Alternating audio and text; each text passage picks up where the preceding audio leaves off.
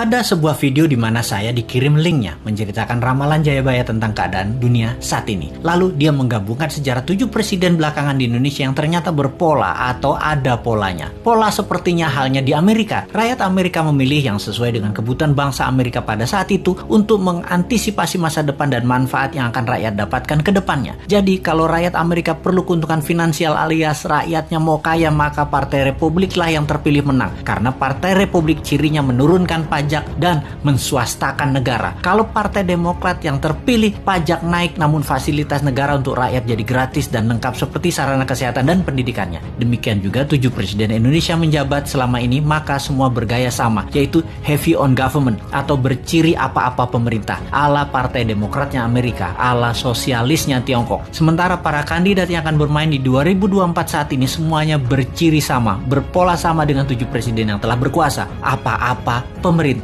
Hanya Bosman Sontoloyo yang punya konsep heavy on swasta atau menswastakan kegiatan membangun ekonomi terbesarnya dan menurunkan pajak konsepnya seperti Partai Republiknya Amerika. Untuk hal ini memang kembali ke masyarakat karena konsep menswastakan pemerintah belum pernah terjadi sebelumnya, atau mengikuti swasta terutama UKM dalam porsi besar lebih dari 80% ekonomi belum pernah terjadi sebelumnya dalam 7 pemerintahan yang telah berjalan. Selama ini memang tenaga kerja 96% diserap UKM, namun ekonomi UKM hanya 40% saja dari porsi ekonomi nasional. Sisanya adalah anggaran pemerintah dan oligarki. Sudah 7 presiden polanya ya seperti ini.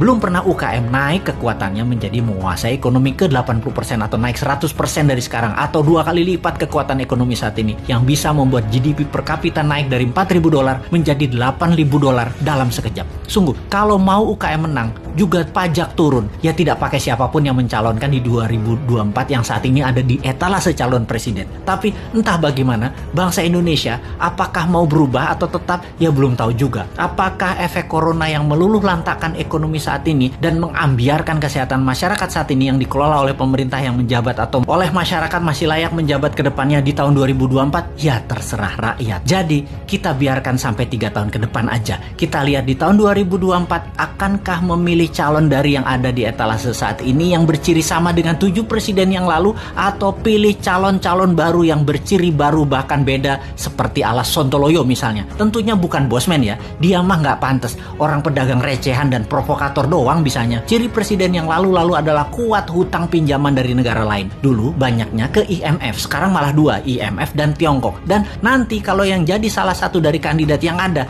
rasanya sama, berhutang juga. Hanya konsep bernegara MMT yang berani cetak duit berbasis proyek anak negeri. Proyek ini berbasis UKM. Kalau UKM mau maju, ya pilih model MMT. MMT itu pro swasta banget dan menurunkan pajak. Kalau lihat dari pajangan etalase, ya mereka kebanyakan memuja pilihannya tadi hanya orangnya, bukan konsep bernegaranya. Karena tidak satu pun punya konsep. Asli mereka yang mau jadi presiden saat ini punyanya satu, bagaimana jadi populer agar terpilih. Mek ngono tok ilmunya. Bener deh, bagaimana supaya Anda memilih mereka? Citra aja dibenerin, bukan konsep yang mereka jual. Kalau Bosman, citranya kan kampungan, provokator, komentarnya norak, kulitnya hitam. Jadi karena karakternya nggak bisa dijual, maka dia jual konsep. Itu pun norak. Mainstream ya tetap maunya ngutang asing. Yang anti hutang asing kecil banget, yang mendukung UKM malah nggak ada. Akhirnya UKM-nya senang ngutang juga kalau cari duit. Kapan berubahnya bangsa ini? Begitu kuat doktrin minjem itu di kepala semua pejabat sampai UKM-nya pun tidak ada alternatif lain. Kembali ke video yang linknya saya dapat dan saya nonton, ternyata Satrio Piningit atau kesatria yang dipingit itu keluar ketika ada goro-goro atau malapetaka dahsyat menghancurkan negara dan dunia. Saat ini virus corona dianggap goro-goro. Lalu ketika goro-goro terjadi, ada kesatria yang suaranya saja muncul, wajahnya dan penampilannya dipingit tidak muncul, yaitu Bosman. Jadi kesatria yang dipingit tadi adalah kesatria yang terus-menerus memberikan arahan, solusi, dan sosoknya dipingit, diumpetin, yang penting pesannya tercapai. Lalu pola kepemimpinan nasional yang lengkap menjabat. Pak Karno itu Majapahit atau Jawa Timuran, Pak Harto itu Jawa Tengah atau Mataraman, Pak SBY itu Majapahit, Pak Jokowi itu Mataraman, dan Bosman itu Jawa Timuran Majapahit. Begitu pola penggantinya seharusnya. Abis Mataram ya Majapahit. Dan sekali lagi sahabat, kedua informasi terakhir itu lebih ngaco lagi sahabat dari MMT-nya Bosman dan pro swastanya Bosman. Wis, sekarang kita semua sing sehat, selamat, tinggikan imunitas dengan banyak guyon-guyon segar. Jangan urusi Bosman. Bosman memang jancuk.